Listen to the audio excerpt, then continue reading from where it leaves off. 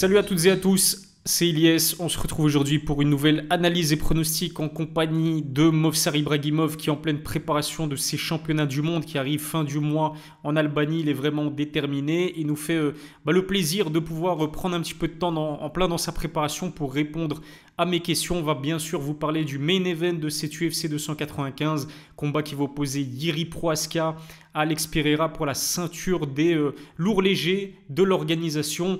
On en parlait justement avec Movsar avant de commencer l'interview, mais à mon avis, il ne faudra pas cligner des yeux, violence assurée. Movsar, comment tu vas? Comment se passe ta préparation? Ça va super, très bonne préparation. Je suis un peu fatigué parce qu'on est vers la fin de la grosse prépa difficile, mais j'ai hâte d'y être et j'ai hâte de montrer tout ce qu'on a préparé comme arme pour ces championnats du monde. Yes, fin novembre en Albanie, la précédente édition, tu as fini médaille de bronze. J'imagine que là, l'objectif, c'est la médaille d'or. C'est ça exactement. Médaille d'or et rien d'autre. Il n'y a pas de bronze, pas d'argent. On y va pour casser la tête à tout le monde. Toujours dans la même catégorie, c'est-à-dire la catégorie des poids coqs, c'est ça? C'est ça, Bantamweight 61. Magnifique, magnifique. Avant qu'il ne décroche, je lui souhaite, Inch'Allah, la médaille d'or. Il a besoin de vous aussi, de votre soutien. Ça se passe sur son compte Instagram. Donnez-lui un maximum de force. Je mettrai, comme d'habitude, le lien vers le compte Instagram de Movsar dans la description. Pardon. Movsar Jiri Prohaska, Alex Pereira pour la ceinture des lourds légers de l'UFC. C'est juste une affiche exceptionnelle, incroyable. D'ailleurs, soit dit en passant, à la base, c'était le co-main event de cette UFC 295. Malheureusement, par la force des choses, c'est passé en main event parce que John Jones et Stipe Miocic ne s'affronteront plus. Comme tu l'as vu, John Jones s'est fait une déchirure au pectoral gauche, si je me souviens bien, et du coup, il est out pour ce combat. Est-ce que tu es hypé par cette affiche, toi, justement, entre Jiri Prohaska et Alex Pereira? Au premier abord, tu vois, la première fois que j'ai vu passer l'affiche, ça m'a pas trop hypé. Mhm. Mais dès que tu te penches un peu sur le sujet, tu regardes un peu le background des deux et tu te rends compte à quel point il y a des gros feux d'artifice qui arrivent avec ce combat. Euh, Alors que d'habitude, je suis pas le genre à être hypé par ce genre de catégorie. Là, je suis vraiment hypé et j'ai hâte de voir ça. C'est vrai que la catégorie des lourds légers, j'ai presque envie de dire que c'est une catégorie maudite parce qu'on a eu John Jones champion. Ensuite, il a décidé de préparer sa montée en catégorie chez les lourds. Du coup, il a laissé son titre vacant. Il y a eu qui? Il y a eu Jan Blachowicz, champion. Ensuite, il y a eu Glover Teixeira. Ensuite, il y a eu Jiri Prohaska, justement, qui se fait une grave blessure à l'épaule. Il laisse son titre vacant. Jamal Hill bat Glover Teixeira. Jamal Hill, lui aussi, se blesse malheureusement au talon d'Achille pour le coup et laisse son titre vacant. Du coup, c'est vraiment une catégorie particulière hein, depuis le départ de John Bones Jones. Ouais, c'est ça, c'est la KT qui pendant très longtemps était la moins hypée depuis que John Jones n'était plus là. Mhm. Et c'est ce que l'UFC ils essayaient de faire avec Jiri Prohaska à l'époque quand il montait. Et j'ai l'impression que c'est en train de porter ses fruits, tu vois, parce que là maintenant, Jiri qui est un personnage particulier, avec tu vois, sur les réseaux, etc., qui commence à faire de la hype, qui a sa petite communauté, avec Alex Pereira, tu vois, depuis le carnage qu'il a fait dans la KT de Adesanya, tu vois, c'est magnifique. J'ai hâte de voir ce que ça va donner. Mais c'est top que tu parles un peu de leur personnalité parce que c'est justement ma prochaine question. En fait, ce Yiri Prohaska Alex Pereira, moi, contrairement à toi, Mobsar, je t'avoue que dès qu'on a annoncé ce combat, j'ai cassé ma tête contre le mur. C'est juste un truc de malade mental. Je sais pas, c'est comme si t'opposais Sangoku à Superman. C'est vraiment du jamais vu. Tu vois, pour le coup, là, c'est moi qui reprends un petit peu les métaphores avec les Marvel, DC Comics, DBZ, bref. Pour une fois, c'est pas toi. Mais du coup, c'est vraiment un combat entre, je pense, deux des plus grands malades de l'UFC, de des combattants les plus terrifiants de toute l'organisation. On sait qu'il y a Iri avec sa philosophie chelou de samouraï, son style chaotique, il prend énormément de coups, il a quasiment pas de défense, il a un style atypique. Et puis de l'autre côté, il y a Alex Pereira aussi, apparence de tueur à gars. Et je me souviens que Sean Strickland, en conférence de presse il y a quelques temps, je pense que c'était l'année passée, avait dit qu'il avait peur d'Alex Pereira. Bah, c'était juste avant son combat contre Alex Pereira. En conférence de presse, il a dit qu'il avait vraiment peur de lui, qu'il avait une tête de méchant dans les films. Et puis sa puissance, elle est juste phénoménale. On risque de se régaler quand même, Mofsar, avec ce Yeri Prohaska Alex Pereira. Non, bien sûr. Même, même là, comment ils alimentent les réseaux, Ouais, eux deux, à leur manière. Tu prends Alex Pereira, il a la tête des statues de l'île de Pâques. de De fou. l'autre côté, tu as Iris, c'est un feat bizarre entre les Vikings et les samouraïs, tu vois. De fou. c'est comme tu as dit, tu vois, c'est vraiment, on dirait, la bataille finale dans un dessin animé ou dans un film. Et les personnages, ils sont ouf. Tu vois, les antagonistes, c'est magnifique. L'histoire, elle est jolie, tu vois. Et en plus de ça, c'est pas juste une belle histoire, c'est pas juste l'apparence, c'est aussi ce qu'ils proposent. C'est de la grosse puissance, c'est des genoux sautés, c'est des coups de coude, des gros backgrounds en kickboxing. Il n'y en a pas un des deux, il est connu pour être un lutteur. Au contraire, ils sont connus pour striker, ils sont connus pour envoyer. Donc, ça risque d'envoyer. Il ne faut pas cligner des yeux, comme tu as dit tout à l'heure. Je pense que le matchmaker, c'est un serial killer, il aime le sang, c'est un taré ce mec. Qu'est-ce qu'il nous fait là? Il est sérieux. Mais vraiment, opposer Yeri Prohaska à Alex Pereira dans la catégorie des lourds légers, donc des gros punchers, hein, mis à part les poids lourds, c'est chez les lourds légers que ça frappe le plus fort. Et Yeri, encore une fois, et Alex, c'est vraiment des sacrés personnages, très charismatiques. Ils ont leur propre personnalité. Je sais pas si tu as vu cette image passer sur Twitter, j'étais mort de rire. Il y a un mec qui a comparé Alex Pereira attends, c'était quoi? Alex Pereira, justement, au bonhomme de l'île de Pâques dans Bob l'éponge. Parce que tu vois, dans Bob l'éponge, Bob, il habite dans un ananas. L'ananas, il a la même coupe de cheveux que Yeri Prohaska. Et juste à côté, tu as la maison de Carlo. Et c'est un bonhomme de l'île de Pâques, justement. Je mettrai peut-être l'image dans le monde. J'ajouterai l'image au montage, comme ça tout le monde voit de quoi on parle. Et puis, tu connais cette anecdote aussi sur Yeri qui apparemment a passé 3 jours dans une pièce sombre sans manger, genre pour confronter ses démons. C'est un malade mental, ce mec. Ouais, c'est ça, j'ai entendu passer cette histoire-là. Mais Iris, c'est ça que je te dis, c'est un psychopathe. J'ai vu trop des trucs de lui dans la glace, Ouais. avec des haches, avec des trucs. Pff, C'est c'est des mecs qui ils vivent dans un autre monde, tu vois. Et c'est ce genre de personnage-là qu'il faut pour faire des gros main events en light heavyweight. Et comme tu as dit, le matchmaker, il aime le sang et il sait que le peuple aime le sang et il donne au peuple ce qu'il demande.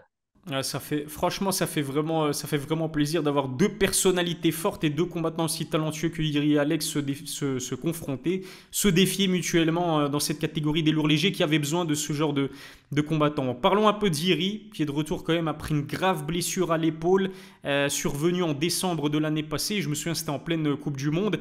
Dana White a dit que c'était la blessure la plus grave qu'il a jamais vue de ses propres yeux. Donc c'est dire la gravité de cette blessure. Le truc que j'ai apprécié avec Iris, c'est qu'il a laissé son titre vacant en fait. Il voulait pas bloquer la catégorie. Et encore une fois, ça en dit long sur sa mentalité de champion de samouraï finalement. Ouais, c'est ça, c'est comme on disait, tu vois, samouraï, viking, c'est l'honneur. On est là Ouais. pour la bagarre. Il a pas voulu bloquer la catégorie, il a laissé les choses avancer. On a pu voir grâce à ça, du coup, Jamal Hill devenir champion.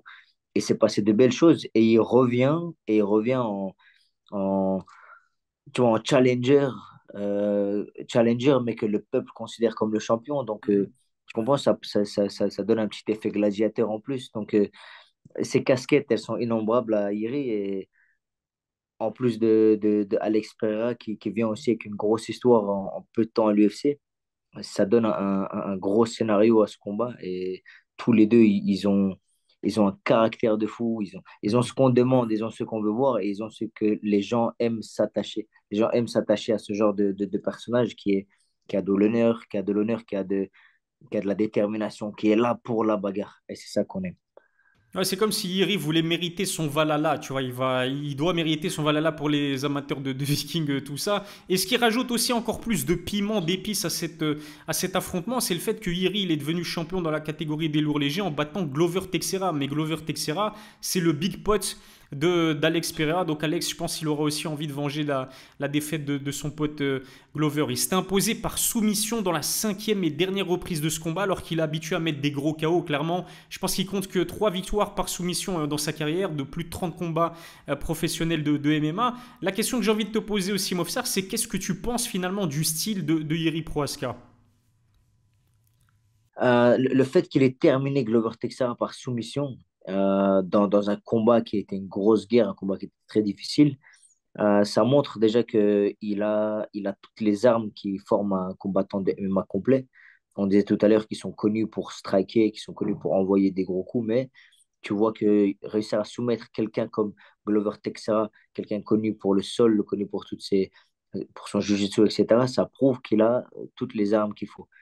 Mais son style, il a un style de karatéka, un Mhm. peu de trois quarts face, la main droite en arrière, et il envoie la main droite avec des angles.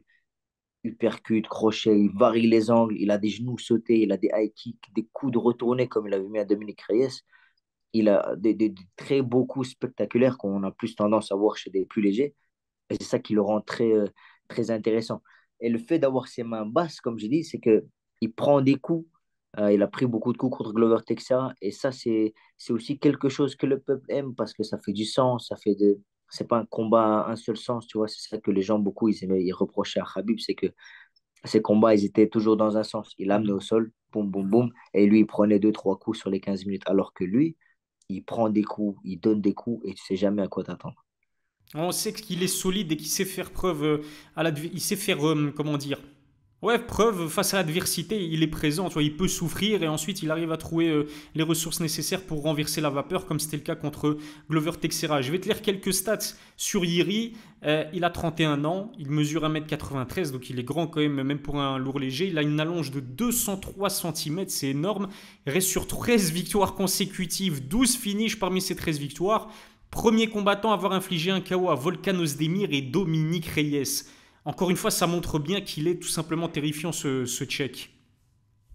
Ouais, bien sûr, Dominique Reyes, en fait, et si tu te rappelles de tout ce qui s'est passé avant, Dominique Reyes qui avait été un combat très difficile pour John Jones, ça te montre à quel point c'est un champion légitime dans cette catégorie.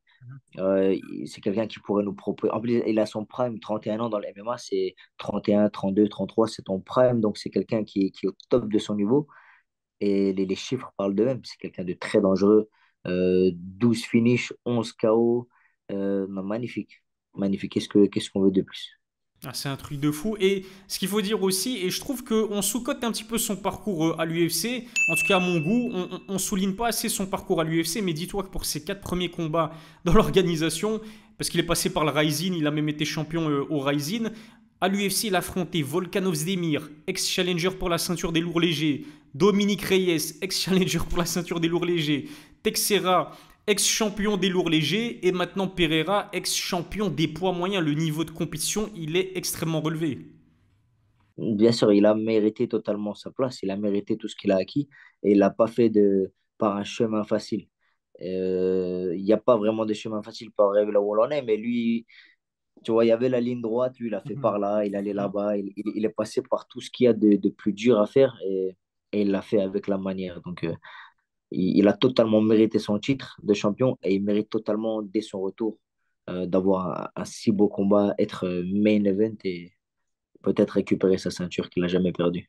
Exactement, parce qu'il a laissé vacant ce taré de Yiri Prohaska. Je pense qu'on a été complet sur Yiri. On va passer aussi à Alex Pereira, le challenger. Enfin, le challenger, les deux se battent pour la ceinture vacante. Donc, on va dire il n'y a pas vraiment de challenger. Ils sont tous les deux challengers, mais tu vois ce que je veux dire. Alors, Alex Pereira, de son côté, comme je te le disais, ancien champion des poids moyens, et va disputer quand même son deuxième combat pour le titre au bout de sa 7e apparition dans l'organisation, qui plus est dans une deuxième catégorie de poids différente. Son ascension est vraiment fulgurante et c'est certainement le striker le plus technique de la catégorie. C'était le cas chez les poids moyens, mais il y avait match avec Israël Adesanya. Chez les lourds légers, on peut dire clairement que c'est le striker le plus technique de la division. Qu'est-ce que t'en penses?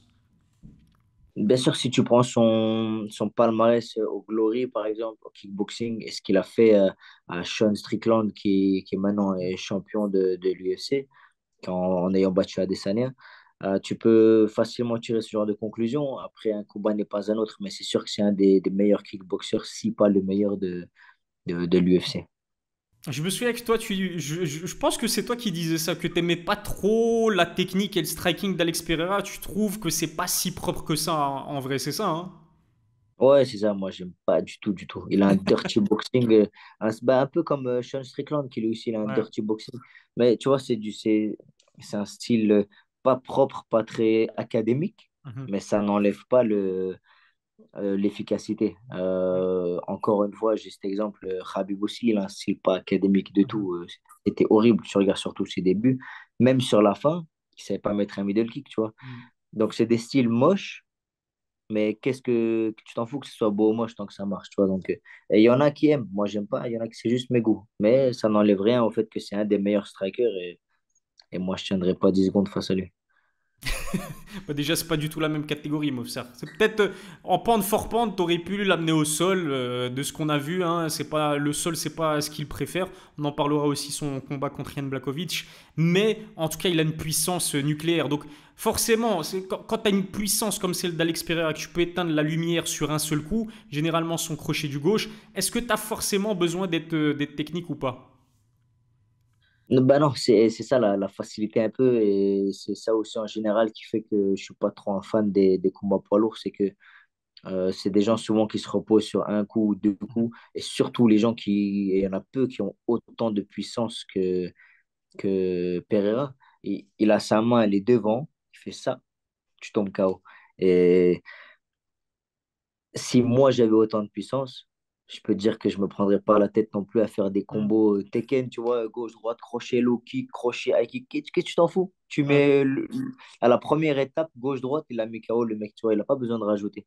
Donc, c'est pas tellement un reproche, tu vois, c'est juste que c'est les goûts, tu vois, c'est les goûts et les couleurs, chacun aime ce qu'il aime, mais moi, je suis pas le plus grand fan.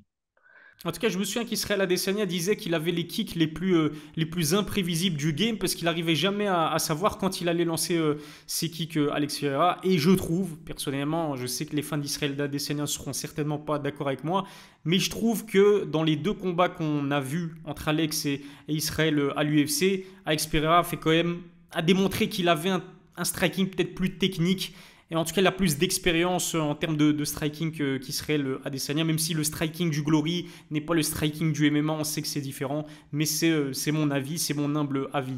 Qu'est-ce que j'allais te dire? Oui, ce qui peut être vraiment impressionnant aussi avec Alex Pereira, c'est imaginons Movsar, il devient double champion à l'UFC. Il a été champion des poids moyens, il arrive à devenir champion des lourds légers. Il a été double champion au Glory Kickboxing. C'est d'ailleurs le premier et je pense le seul à avoir détenu deux ceintures simultanément au Glory Kickboxing. On sait déjà que devenir double champion dans un seul sport, c'est très difficile. À l'UFC, il y a eu qui? Il y a eu Nunes, Cormier, John Jones, McGregor, Cejudo, Saint-Pierre, je crois Couture, BJ mais lui, il est potentiellement à deux doigts de créer l'exploit et devenir double champion dans deux sports différents. Ce serait juste historique et incroyable, hein, on est d'accord.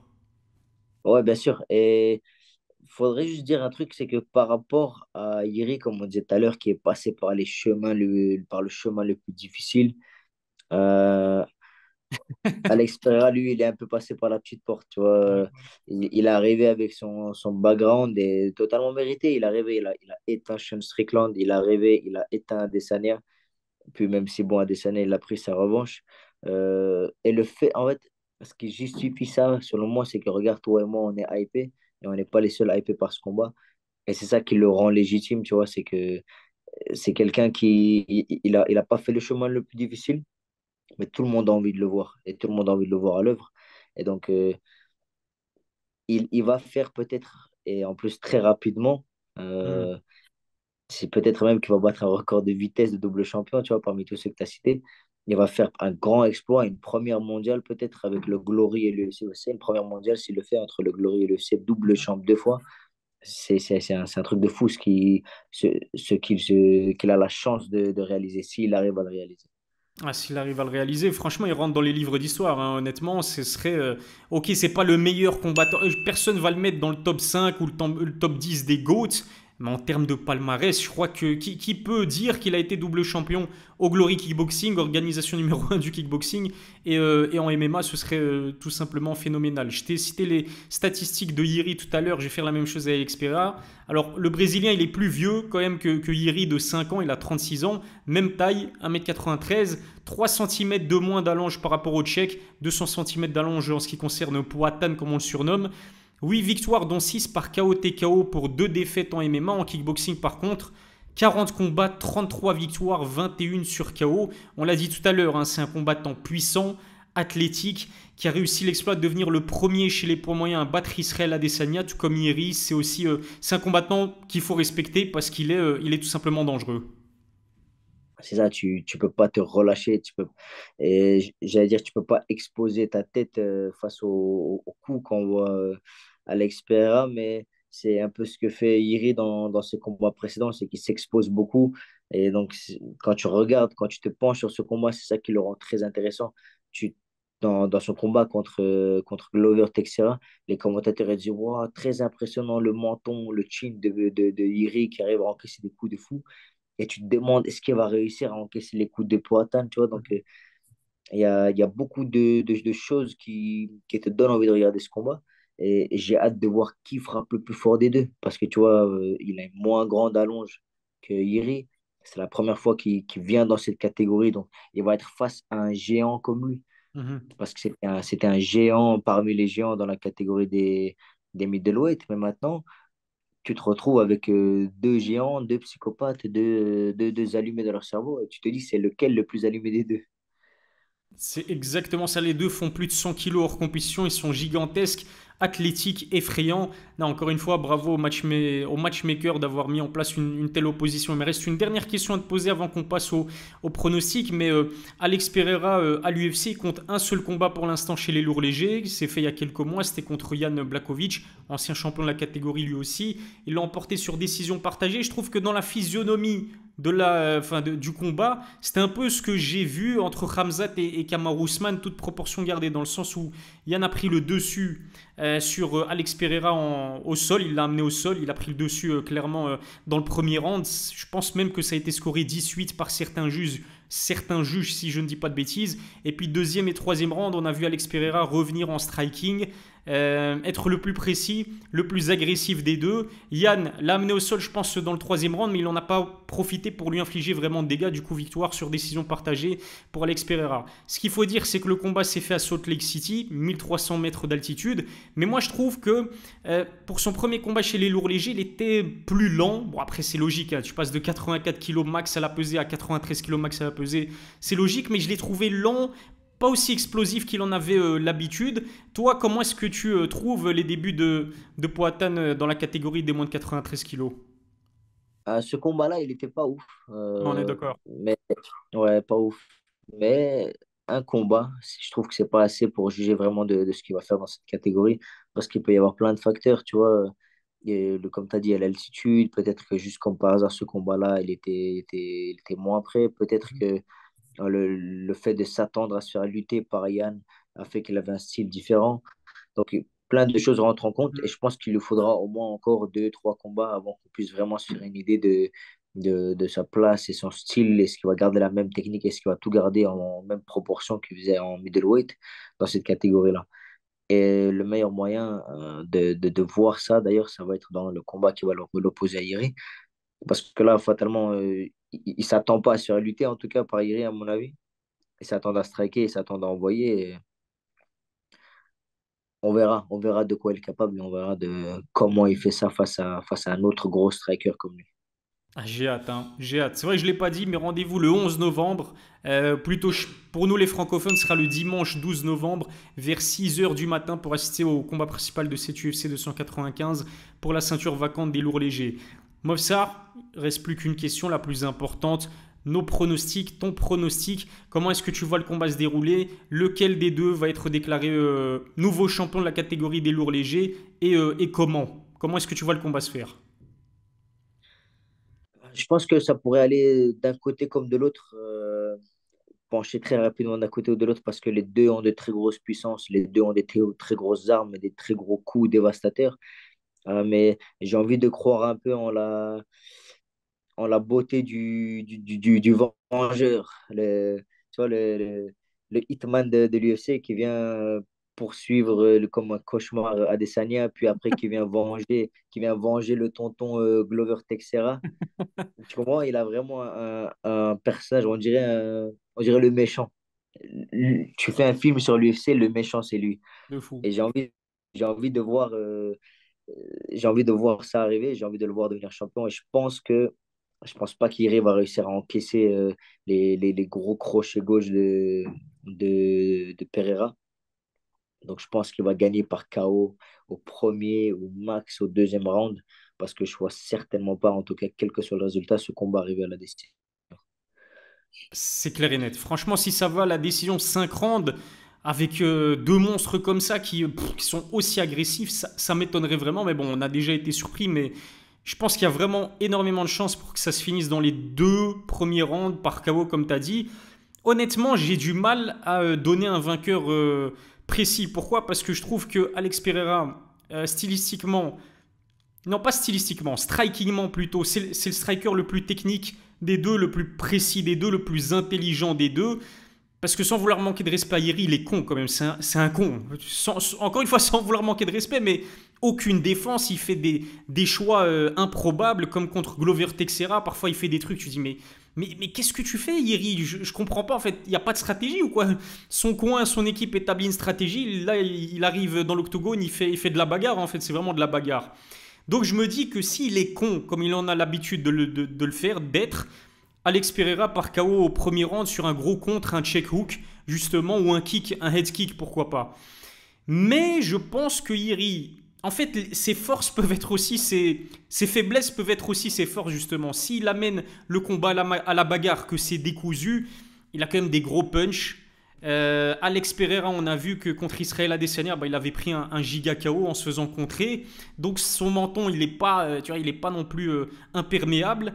En fait, je réfléchis à voix haute. Je t'avoue que je ne sais pas qui pourrait prendre l'ascendant. Yeri aussi, et ça peut être un facteur déterminant dans ce combat. Il a plus combattu depuis juin 2022 et il ressort d'une grosse blessure à l'épaule. Donc, dans quel état de forme est-ce qu'il va se retrouver face à Alex Pereira?